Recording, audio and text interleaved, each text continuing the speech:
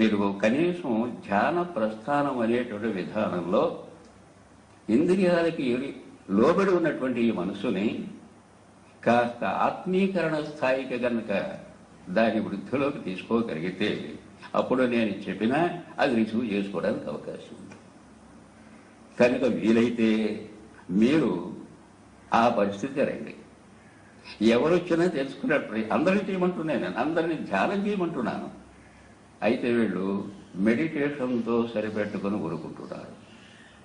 మెడిటేషనే ధ్యానం అనుకుంటున్నారు. ఆ రెండిటికి భేదం ఉంది.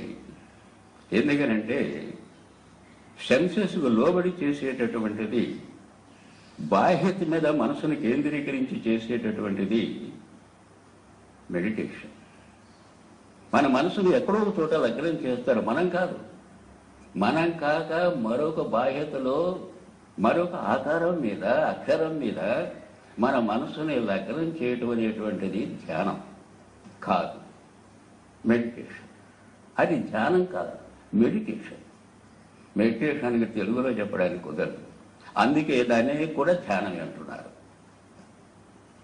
అయితే నా భాష్యం ప్రకారం ఏమిటంటే అది ఆబ్జెక్టివ్ కాన్సన్ట్రేషన్, మరొక దాని మీదట మనసు నిలపడం, అంతే.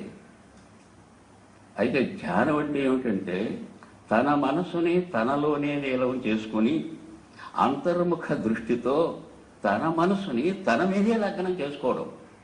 తన సెల్ఫ్, నేను అనేది భావన ఉంది చూసారా, ఆ సెల్ఫ్ మీద తన మనసుని తన మీదే లగ్నం చేస్తే, కేంద్రీకరిస్తే తద్వారా జరిగేది ధ్యానం అని చెప్పేసి నేను అంటున్నాను.